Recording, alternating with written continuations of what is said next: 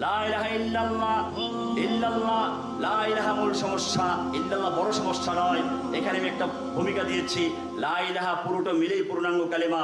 শুধু লা ইলাহা যদি বিশ্বাস করে, ইল্লাল্লাহ বিশ্বাস না করে, সে নাস্তিক। আর যদি কোনো ব্যক্তি ইল্লাল্লাহ বিশ্বাস করে, লা ইলাহা বিশ্বাস করে না, তাহলে সে মুশরিক। লা ইলাহা ইল্লাল্লাহ, লা ইলাহা বিশ্বাস করে, ইল্লাল্লাহ বিশ্বাস করে না, তাহলে সে কি? নাস্তিক। আর একজন ইল্লাল্লাহ বিশ্বাস করে, লা ইলাহা বিশ্বাস করে না, সে কি? মুশরিক। এরপরে আসছে আর শুধু ইল্লাল্লাহ মানা, লা ইলাহা ছাড়া শিরিক করা। রাসূলুল্লাহ সাল্লাল্লাহু আলাইহি ওয়াসাল্লামের সাথে মক্কার মুশরিকদের লা ইলাহা নিয়ে বিরোধ ছিল, ইল্লাল্লাহ নিয়ে নয়। কেননা ইতিপূর্বে দলিল সহ প্রমাণ সহ আলোচনা করেছি যে মক্কার কাফেররা আল্লাহকে বিশ্বাস করত, আসমান জমিন চন্দ্র সূর্যের বিশ্বাস করত, সব কিছু বিশ্বাস করত। তাহলে গন্ডগোলটা ছিল কোন জায়গায়? এবারে আমরা আল্লাহকে জিজ্ঞেস করবো। সূরা সাফফাতের 37 নম্বর সূরার 35 নম্বর বলছে,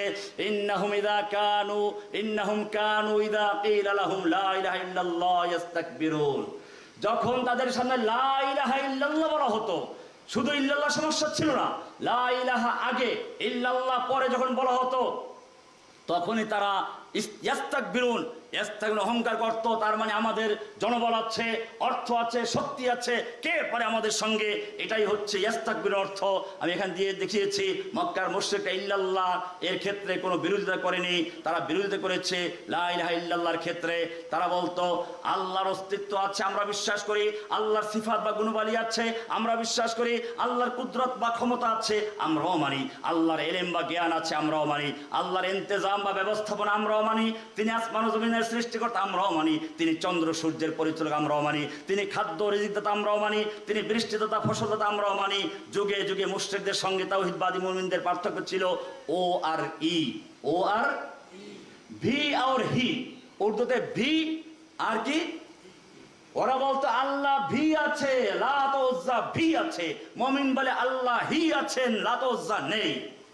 ভি আর হি, ই আর ও কি আছে? এবার এটা ভালো করে বুঝেন। যুগে যুগে মুশরিকদের সঙ্গে তাওহীদবাদী মুমিনদের পার্থক্য ছিল ও আর ই এর পার্থক্য। মুশরিকরা আল্লাহকে বিশ্বাস করত এবং দেবদেবীদেরও বিশ্বাস করত। লা ইলাহা ইল্লাল্লাহ নয়, বরং ইল্লাল্লাহ আছে, আবার মিন দুনিল্লাহ আছে। ইল্লাল্লাহ আছে, গায়রুল্লাহ আছে, আল্লাহ আছেন, দরগাওয়ালাও আছে, আল্লাহ আছেন, দুর্গাওয়ালাও আছে। তাওহীদবাদী মুমিন বিশ্বাস করে আল্লাহ ই আছেন, কোনো গায়রুল্লাহ নেই। আল্লাহ ই আছেন, কোনো পীর বুজুর্গের ক্ষমতা নেই। আল্লাহ ই আছেন, ই আর ও এর পার্থক্য। লা ইলাহা ইল্লাল্লাহর ঝগড়া। কোরআন বলছে ইন্নাহুম কানু ইযা কিলা লাহুম লা ইলাহা ইল্লাল্লাহ ইস্তাকবিরুন। শুধু এটাই না, এরপরে যত অহংকারের সঙ্গে লা ইলাহার দাওয়াত যত বাড়তে থাকলো, গালির সঙ্গে আরো বাড়তে থাকলো। কোরআন বলছে ওয়ায়াকুলুনা আইন্না লাতারিকু আলিহাতিনা লিশাইরিন মাজনুন। আমরা কি এক পাগল উম্মাদ কবির কথায় আমাদের আলিহাদেরকে বর্জন করব? গালি দুটো হয়ে গেছে। তাওহীদের দাওয়াত আরো জোরে চলতে লাগলো, গালির সংখ্যা বাড়তে লাগলো, আরো চললো আইন্না লাতারিকু আলিহাতিনা। নবী তো বলেন নাই মূর্তিদেরকে দেবদেবীতে তরক করতে হবে, বর্জন করে ত্যাগ করতে হবে, এটা নবীকে স্পষ্ট বলেন নাই, কিন্তু তারা বুঝে ফেলেছে লা ইলাহার মধ্যেই আছে তরক করা, বর্জন করা, ত্যাগ করা। সে কারণে তারা একসাথে দুইটা গালি দিল, এবারে আরো গালি দিচ্ছে।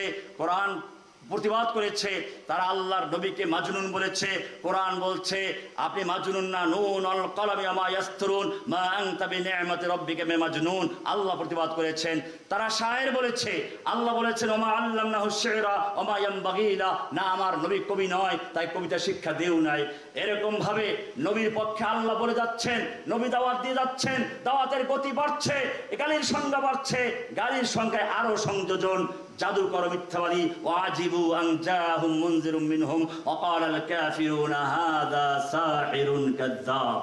সাহিরুন কাযযাব, আগে ছিল শায়রুন মাজনুন, আরো দুটো যোগ হলো সাহিরুন কাযযাব। সাহির মানে জাদুকর, কাযযাব মিথ্যাবাদী। তাওহীদের কথা তারা এমন ভাবে ভুলে গিয়েছিল যে তাদেরকে স্মরণ করে দেওয়ার পরেও তারা স্মরণ করতে অক্ষম হলো। শুধু তাই না, বরং এটাকে আশ্চর্য মনে করলো আজআলাল আলিহাতা ইলাহান ওয়াহিদা ইন্না হাযা লাশাইউন উজাব।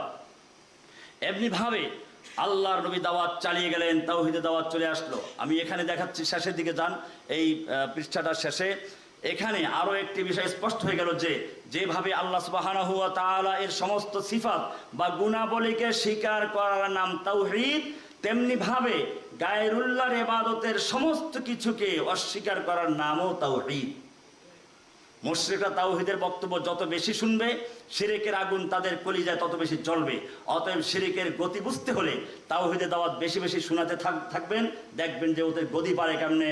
কোরআন সেজন্য বলছে, আর একটা অস্ত্র কোরআন লাগাচ্ছে। আগে ছিল লা ইলাহা ইল্লাল্লাহ, এইবারে যুক্ত হচ্ছে ওয়াহদাহু, ওয়া ইযা যাকারতা রাব্বাকা ফিল কুরআনি ওয়াহদাহু ওয়াল্লাউ আলা আদবারিহিম নুফুরা। আর যখন তুমি কোরআনে তোমার রবকে এককভাবে উল্লেখ করো, তখন তারা তাদের পিঠ ফিরিয়ে দূরে সরে চলে যায়। কারণ হচ্ছে এককভাবে আল্লাহ বিশ্বাস তারা করে না, তারা লা ইলাহা ইল্লাল্লাহ বিশ্বাস করে। মুমিন বলে ইয়াকা না'বুদু ওয়া ইয়াকা নাস্তাঈন। কোরআনে আরেকটা তৃতীয় সাক্ষী, ওয়া ইযা যুকিরাল্লাহু ওয়াহদাহু ইশমাআযাত কুলুবুল্লাযীনা লা ইউমিনুনা বিল আখিরাহ ওয়া ইযা যুকিরাল্লাযীনা মিন দুনিহি ইযা হুম ইস্তাবশিরুন। যখন আল্লাহর একত্ব আলোচনা করা হয়, তখন যারা পরকালে বিশ্বাস করে না তাদের অন্তর সংকুচিত হয়ে যায়। আর যখন আল্লাহ ব্যতীত অন্য ইলাহদেরকে আলোচনা করা হয়, আল্লাহর সঙ্গে তাদের দেবদেবী, তাদের খাজা গাজা সব উল্লেখ করা হয়, তখন তার আনন্দে উল্লাসিত হয়ে পড়ে। কোরআন কি সুন্দর করে বলছে, যখন আপনি এক আল্লাহর কথা ওয়াহদাহু বলবেন, তখন তারা অসন্তুষ্ট হয়ে যায়।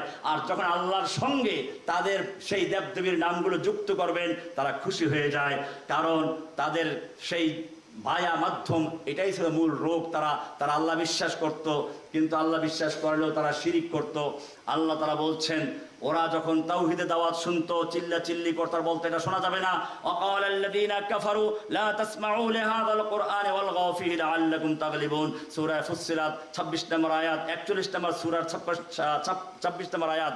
অর্থাৎ আল্লাহ তারা বলছেন, যখন তাওহীদের আওয়াজ শুনে তখন তারা চিৎকার চেঁচামেচি করত, যাতে করে আর তাওহীদের বাণী শোনানো না যায়। তাদেরকে কারাবন্দী করে দাও, তাদেরকে উৎখাত করো, মারধর করো, চেঁচামেচি করো, এই কাজগুলো তাদের ছিল।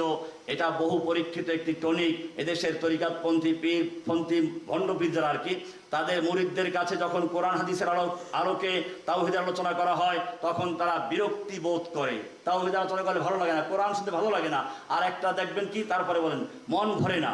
আর যখন তাদের মৃত্যু পীর, বাবা পীর, দাদা পীর, নানা পীর ও বিভিন্ন তরিকার পীরদের নামে তৈরি করা মন গড়া কিস্সা কাহিনী আলোচনা করা হয়, তখন তারা খুশিতে নাচতে শুরু করে, আহ ও ফাগা করতে থাকে। লাফ দিয়ে মাহফিলের প্যান্ডেলের বাঁশের উপর উঠে যায়। আবার কাউকে বাদরের মতো লাফালাফি করতে দেখা যায়, বাঁশে বাঁশে ঝুলতে দেখা যায়। এ জাতীয় লোকদের চরিত্রটাকে উপরের আয়াত সুন্দর করে স্পষ্ট করে দিয়েছে। কোরআনে আরেকটি আয়াত, যালিকুম বিআন্নাহু ইযা দুইয়া আল্লাহু ওয়াহদাহু কাফারতুম ওয়া ইন ইউশরাক বিহি তুমিনু। আল্লাহ বলছেন, তাদের বলা হবে যে এটা তো এই জন্য যে যখন আল্লাহকে এককভাবে ডাকা হতো তখন তোমরা তাকে অস্বীকার করতে, আর যখন তার সঙ্গে শরীক করা হতো তখন তোমরা বিশ্বাস করতে। সুতরাং যাবতীয় কর্তৃত্ব সমুচ্চ মহান আল্লাহর। এখানে পরিশেষে এটা বলা হলো। এই হলো আজকের আলোচনা।